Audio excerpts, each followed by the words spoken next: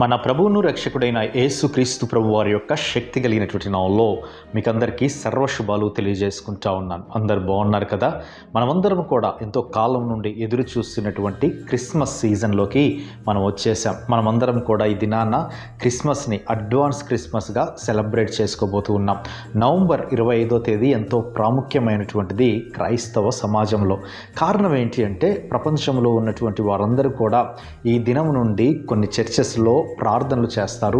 కొన్ని ప్రాంతాల్లో సందడిగా స్టార్స్ కట్టుకొని సెలబ్రేట్ చేసుకుంటూ ఉంటారు. అయితే ఈ యొక్క అద్భుతమైనటువంటి పండుగని మనము సెలబ్రేట్ చేసుకోవడానికి చారిత్రాత్మకమైనటువంటి ఆధారాలు ఉన్నాయి. అవును, ఈ దినాన్ని అడ్వెంట్ అని పిలుస్తారు. అడ్వెంట్ అనగా beginning of the Christian year అని అంటారు. అంటే ప్రపంచంలో ఉన్నటువంటి క్రైస్తవులందరికీ కూడా ఒక క్యాలెండర్ ఉంది. ఆ క్యాలెండర్ పేరే క్రిస్టియన్ క్యాలెండర్. అదేవిధంగా ఈ యొక్క క్రిస్టియన్ క్యాలెండర్ని లిటర్జికల్ క్యాలెండర్ అని కూడా పిలుస్తారు. వీటిలో ప్రాముఖ్యంగా అడ్వెంట్తో పాటు క్రిస్మస్ సీజన్ కానీ లేకపోతే ఈస్టర్కి సంబంధించినటువంటివి వరుస క్రమంలో వస్తూ ఉంటాయి. అయితే ఇక్కడ ప్రాముఖ్యంగా అడ్వెంట్ అనేటువంటి సీజన్ని ఈరోజు మనం సెలబ్రేట్ చేసుకోబోతున్నాం. అంటే ఈ యొక్క క్రిస్మస్ సెలబ్రేషన్స్కి ముందుగా వచ్చేటువంటి కాలమే ఈ యొక్క అడ్వెంట్ కాలం. ఈ యొక్క కాలాన్ని పూర్వకాలం నుండి అంటే క్రీస్తు శకం 3వ శతాబ్దం నుండి కూడా అనేక మంది ఈ యొక్క దినాన్ని సెలబ్రేట్ చేసుకుంటూ ఉన్నారు. ఈ రోజు నుండి అనేకమైనటువంటి ప్రాంతాల్లో ప్రార్థనలు ఆరంభించబడతాయి. అదేవిధంగా అనేకమైనటువంటి ప్రాంతాల్లో వ్యక్తిగతంగా కూడా కమ్యూనియన్గా జాయిన్ అయ్యి దేవుణ్ణి స్తుతి గీతాలతోటి ప్రభువుని ఆరాధించేటువంటి వ్యక్తులు కూడా అనేక సంఘాల్లో మనము ప్రపంచవ్యాప్తంగా చూస్తాం. ఇక మనకి తెలిసినటువంటి విధంగా ఇంటిని శుభ్రపరచుకునేటువంటి వారు చాలామంది ఉంటారు.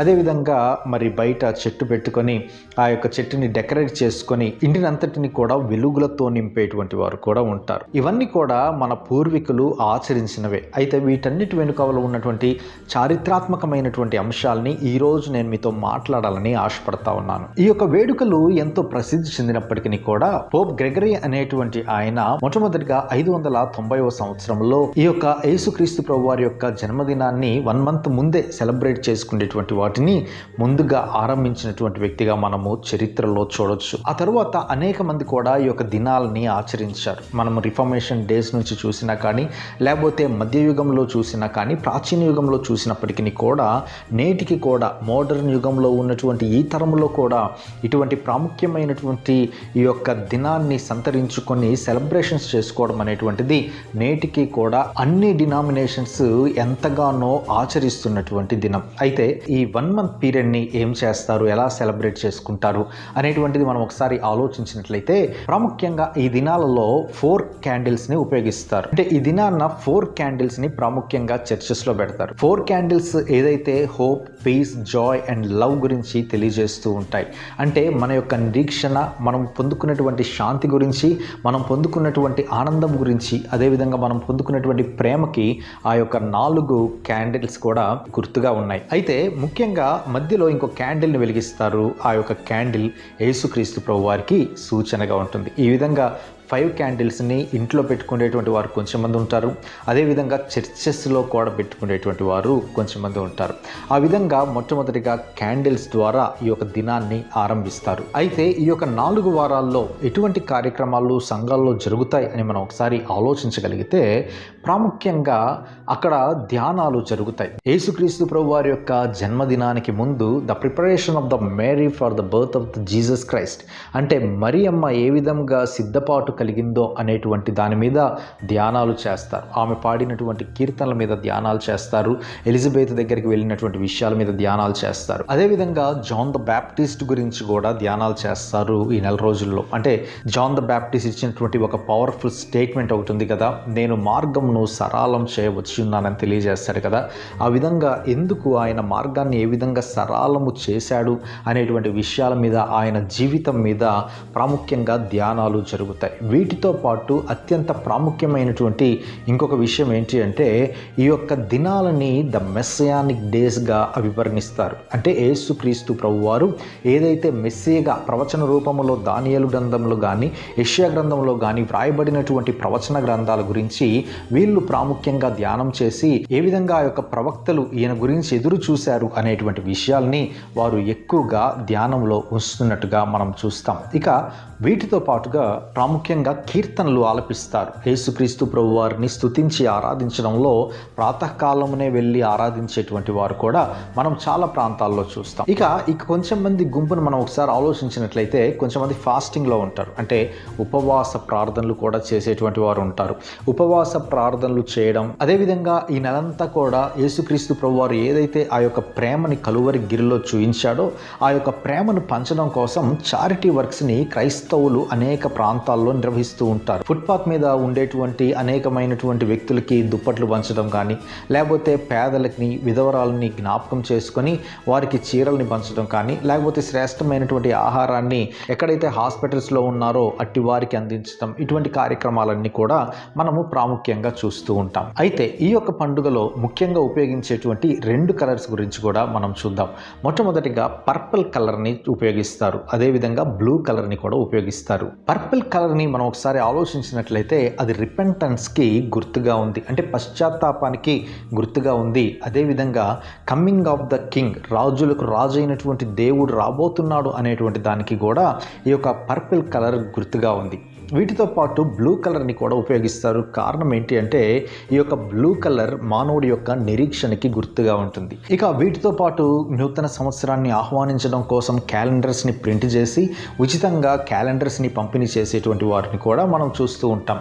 ఇంకా చిన్న చిన్న గిఫ్ట్స్ ఇచ్చేటువంటి వారు ఉంటారు. అదేవిధంగా ఇంటిని కూడా శుభ్రం చేసుకొని లైట్స్ తోటి వెలిగించేటువంటి వారు ఉంటారు. అంటే లైట్స్ని వెలిగించడానికి కలిగినటువంటి ప్రాముఖ్యమైన కారణం ఏంటి అంటే యేసుక్రీస్తు ప్రభువారు వెలుగును నింపడానికి లోకంలోనికి వచ్చాడు. అందుకే నేను లోకానికి వెలుగై ఉన్నానని యేసు ప్రభువారు ఏ విధంగా తెలియజేశారో ఆ విధంగా ప్రభువారు రావడం ద్వారా మా జీవితాల్లో వెలుగులు నింపబడ్డాయి అనేటువంటి దానికి సింబాలిక్గా వీళ్ళు వారి ఇంటి మీద కానీ లేకపోతే చర్చెస్లో కానీ లైట్స్ని ఎక్కువగా ఉంచి సెలబ్రేట్ చేసుకుంటున్నట్లుగా మనం చూస్తాం. కారణం మన ప్రభువు చీకటిని పారద్రోలడానికి వచ్చాడనడానికి ఇది ముంగుర్తుగా ఉంది. ఈ విధంగా బాహ్య సంబంధమైనటువంటిది లేకపోతే లోక సంబంధమైనటువంటి ఆచారాలు ఈ విధంగా చేసుకుంటూ వెళ్తారు.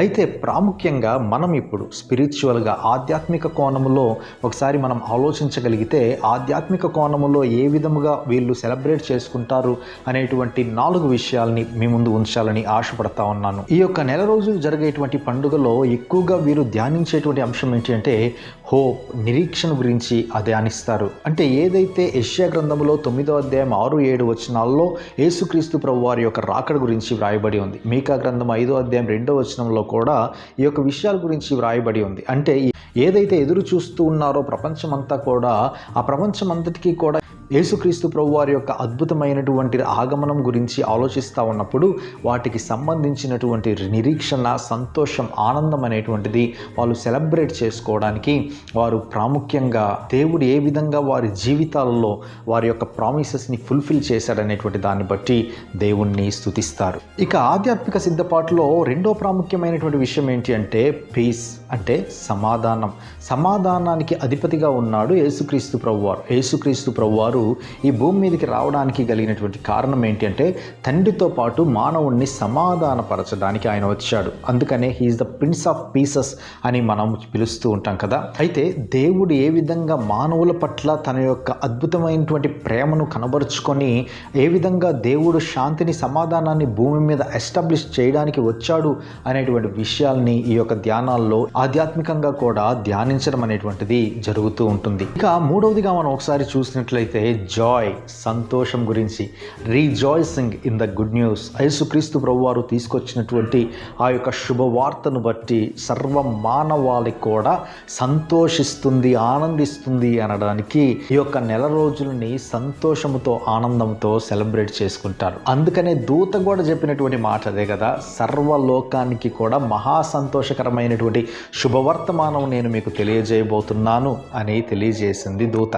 కారణం ఏంటి అంటే ఈ యొక్క లోకములో నశించిపోతున్నటువంటి మానవుణ్ణి రక్షించడానికి, రక్షణ అనేటువంటి ఒక అద్భుతమైనటువంటి నిర్వచనానికి సరైనటువంటి సమాధానం తెలియజేసింది యేసుక్రీస్తు ప్రభువారు మాత్రమే. ఆయన మాత్రమే తెలియజేశాడు, నన్ను అంగీకరించినటువంటి వారికి నేను పరలోక రాజ్యాన్ని ఇస్తానని, మానవుడి యొక్క హృదయంలో శాంతిని, సమాధానంతో పాటు ప్రేమను నెలకొల్పినటువంటి రక్షకుడు యేసుక్రీస్తు ప్రభువారు. అందుకనే ఆయన ఇచ్చినటువంటి రక్షణను బట్టి సర్వ మానవాళి కూడా సంతోష సంతోషించి ఆనందిస్తున్నట్లుగా మనము చూస్తాం ఈ యొక్క నెల రోజుల పండుగలో. ఇక 4వదిగా ఆధ్యాత్మికమైనటువంటి సిద్ధపాటు గురించి మనం ఆలోచిస్తూ ఉన్నప్పుడు యేసుక్రీస్తు ప్రభు వారి యొక్క ప్రేమని కూడా ప్రపంచమంతా కూడా తలపోసుకుంటుంది. దేవాతి దేవుడు సర్వ మానవాళిని నోటి మాట చేత సృష్టించినటువంటి ఆ రక్షకుడైనటువంటి దేవుడు కలువరి శిలువలో అనాథగా చనిపోవడానికి కలిగినటువంటి ప్రాముఖ్యమైనటువంటి కారణం ఆయన యొక్క ప్రేమ ఈ లోకములో మానవుణ్ణి ఎంతగానో ప్రభావితం చేయగలిగింది. అందుకని నికోదేముతో యేసుక్రీస్తు ప్రభు వారు చెప్పినటువంటి మాట కూడా అదే. దేవుడు లోకమును ఎంతగానో ప్రేమిస్తూ ఉన్నాడు అనేటువంటి విషయాన్ని తెలియజేశాడు. కేవలము మాటలు చెప్పి విడిచిపెట్టేటువంటి దేవుడు మన దేవుడు కాదు, కానీ ఆయన చెప్పినటువంటి రీతిగానే తన ప్రేమను కలువరి శిలువలో వెల్లడించినట్లుగా మనం చూస్తాం. అందుకనే ఈరోజు సర్వ మానవాళి కూడా దేవుడి ఇచ్చేటువంటి గొప్ప నిరీక్షణను బట్టి సంతోషిస్తూ ఉంది. అదేవిధంగా దేవుడిచ్చినటువంటి సంతోషం ఆనందాన్ని బట్టి సంతోషిస్తూ ఉంది.